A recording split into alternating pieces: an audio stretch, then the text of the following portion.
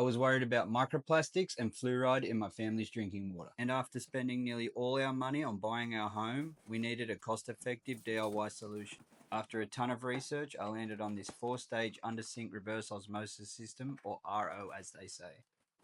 As you can see, I was able to fit this system without losing barely any storage space. I was surprised this only took me 4 hours, and that was with a massive setback. This is everything you'll receive, starting with the connecting hoses. This setup features a sediment and carbon pre-filter, an RO membrane, and a coconut pH neutralizing post-filter. I have opted for an 18-litre storage tank. This system removes up to 99% of contaminants like chlorine, fluoride, microplastics, and heavy metal. In all honesty, these are the only tools I had to use to install the whole system. I'm just removing the doors here to make things easier. This is an optional step.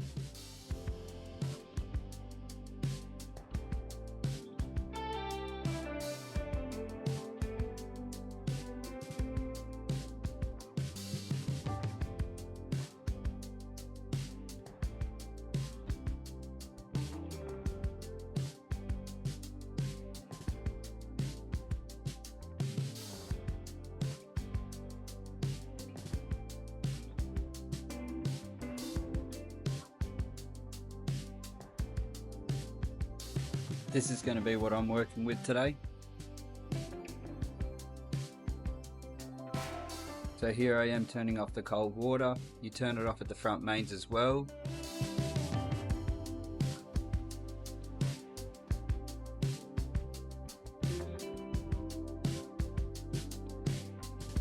So after you've turned off the cold water, you just want to go up the top and check that the cold water isn't working anymore. Remember to always use thread tape. I find the way that I've learnt best is to go against the thread when doing this.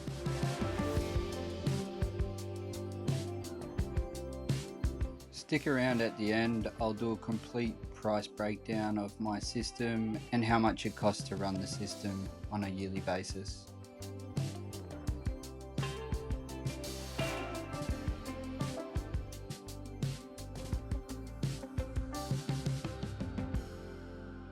The first filter is the sediment cartridge. This helps protect the other filters from sand and dirt.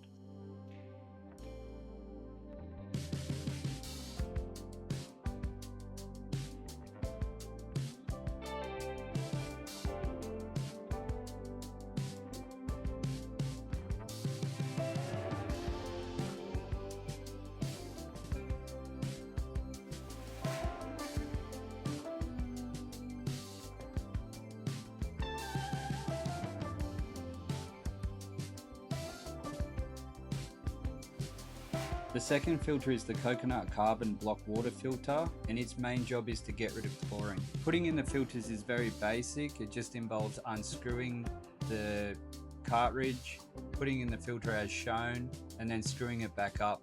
It comes also with a tool that helps you to screw it in that little bit tighter when you need to at the end.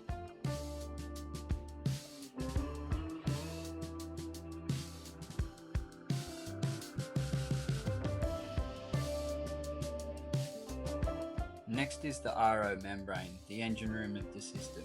This takes us down to 0.0001 microns. This starts to take away things like fluoride, microplastics, and heavy metal.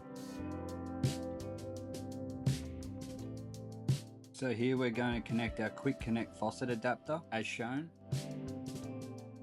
Right here is where things start to go south. I now have to change the direction of my plumbing in order for this to fit.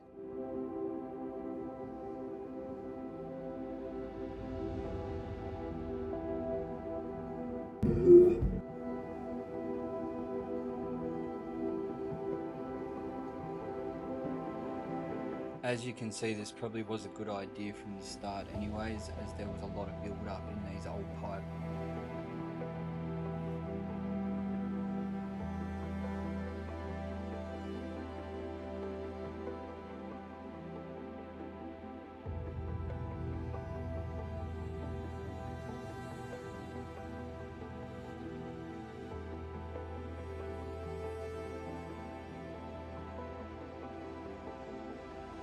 Next step, we have to remove these old pipes in order to get a new direction going.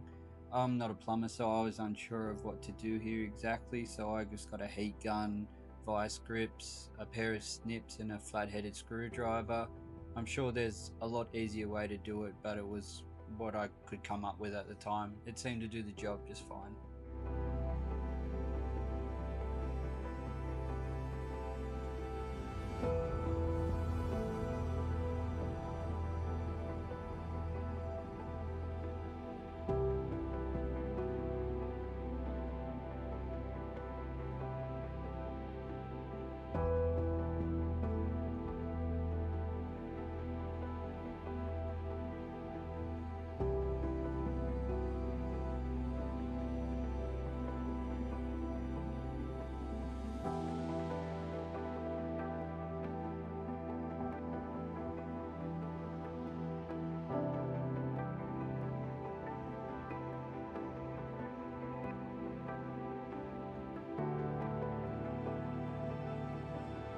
This is what I was left with after my hack job.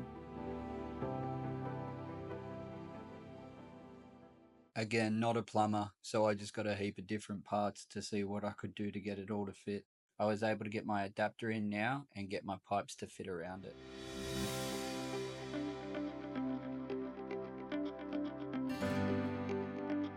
Not gonna lie, I'm pretty happy with my plumbing job.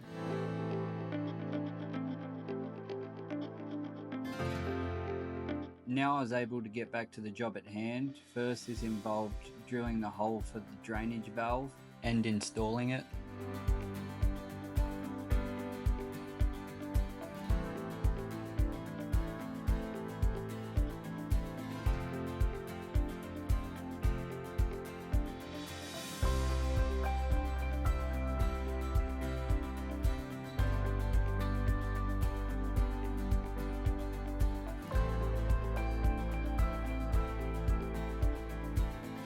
Then I just worked out where I wanted my system to go.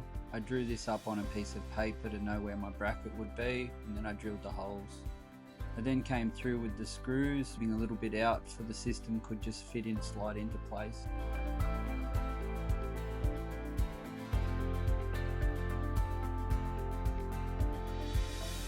This is where we start to install our tubing. Everything is color coded and everything is very easy to fit. There's a click-in mechanism where you push it, it will click, and then you can push no further. That's when you know that everything is in place.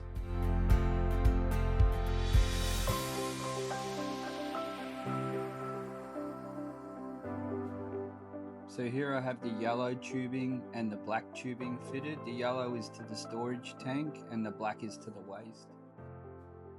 With our blue tubing, we put a dual pressure limiting valve.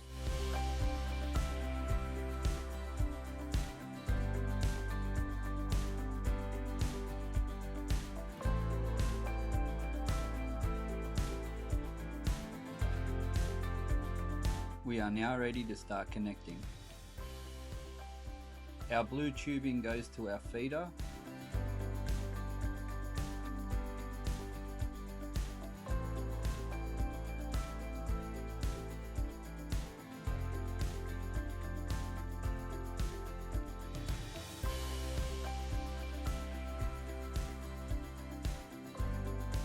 Our black tubing goes to the waste.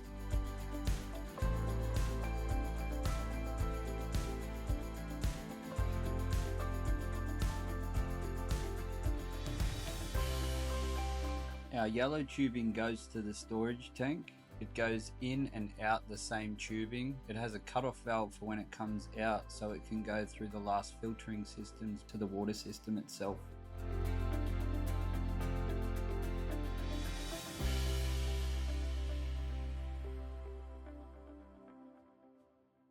I'm just marking the hole for the faucet here. I'll then come through with a small drill bit to pilot the hole, and then I'll just gradually grow bigger with the drill bits in order to get the size that we need.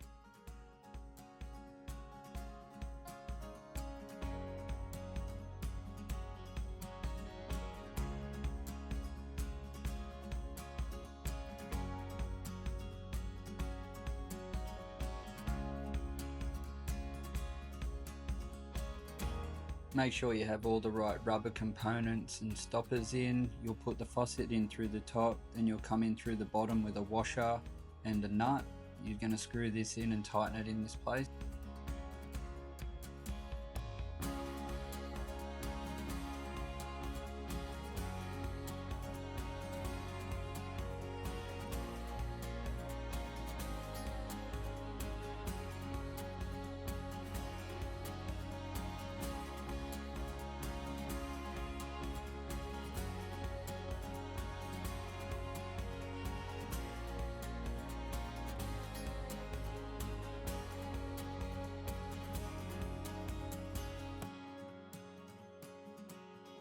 Now we're up to our last bit of tubing. It's the white tubing. This connects directly to the faucet. This is our water that we'll be drinking from now on.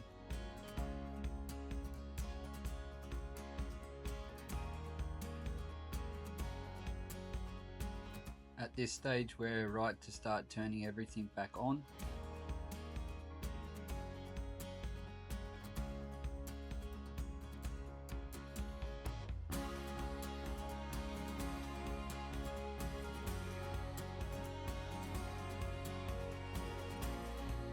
This is our RO system completely plumbed up.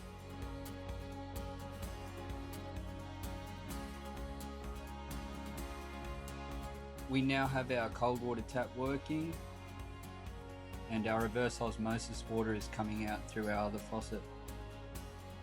The instructions say to run 3 full tanks of water before drinking. As you can see, even with the large tank, we haven't lost any storage space under our sink. So price breakdown. So I got everything that you've seen in this video for $560 Australian. Instructions say to replace the 2 pre-filters every 6 months. This will ensure the longevity of your membrane. The pre-filters are $25.50 each, so $51 Australian every 6 months in pre-filters. Do I think it's worth it? Absolutely. After drinking this water for a week, maybe 2 weeks, you'll never want to go to normal tap water again. We bought these bottles from Kmart. They weren't very expensive. We just fill up a heap of bottles and store them in the fridge. And this is deleting plastic bottles out of our lives and all the contamination that comes out of normal tap water.